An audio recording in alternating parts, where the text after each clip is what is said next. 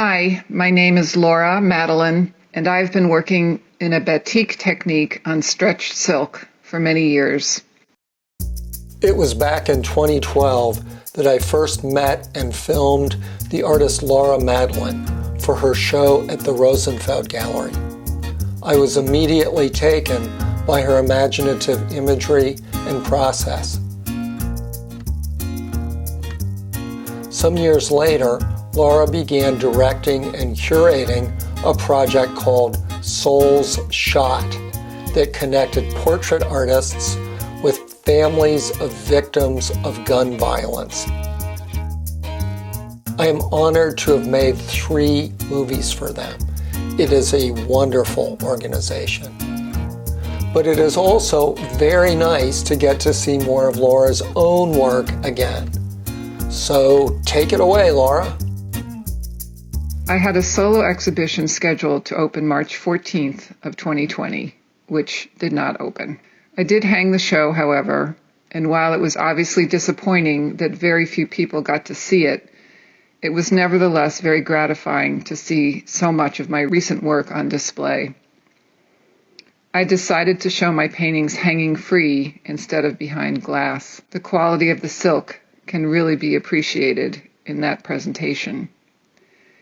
It was awesome and humbling at the same time to see my work like this.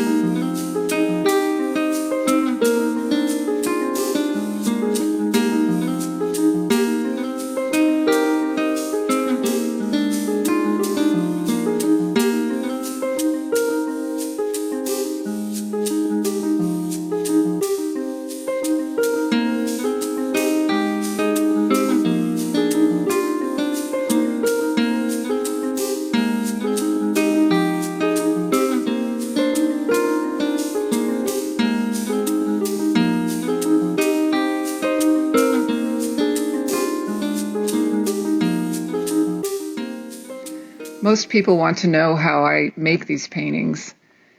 It's a very simple concept that I make very complicated.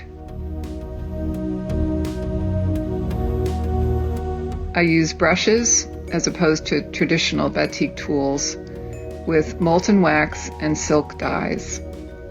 The wax and dyes are painted on alternating applications. I start with a detailed drawing in black and white, which is attached to the back of the stretched silk. I can see the drawing through the fabric as I work on a light table. The first step is to determine what I would like to make white, the color of the silk. I paint all of those areas with the molten wax. Whatever the wax covers will remain the color of the fabric that it is soaking into. The next step is to paint on the dye. The dye will not absorb where the wax has been applied. Once the dye is dry, I can apply more wax to the areas that I want to keep the color of that dye. This back and forth continues until the piece is finished and the wax is removed at the end. This process appeals to me for a few reasons. I love fabric, and especially the luscious, rich qualities of the silk. The way the dyes soak in and spread is a very pleasing experience. It is also a process that does not allow for reworking.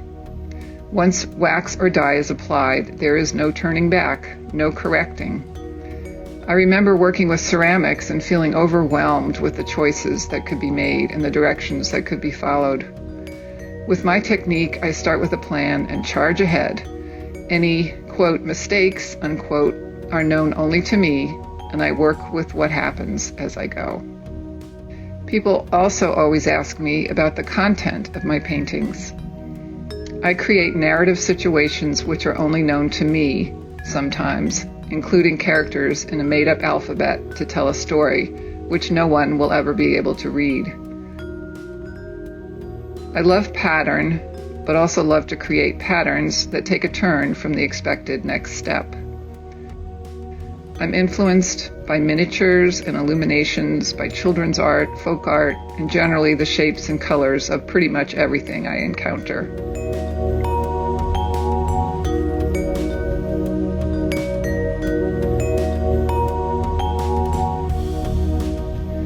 My definition of a great work of art is one that can be looked at it every day and impart something new and engaging each time you visit it. I hope that is what my sometimes obsessively detailed works do, give the viewer an interesting and intriguing experience as they enter the strange worlds I've created.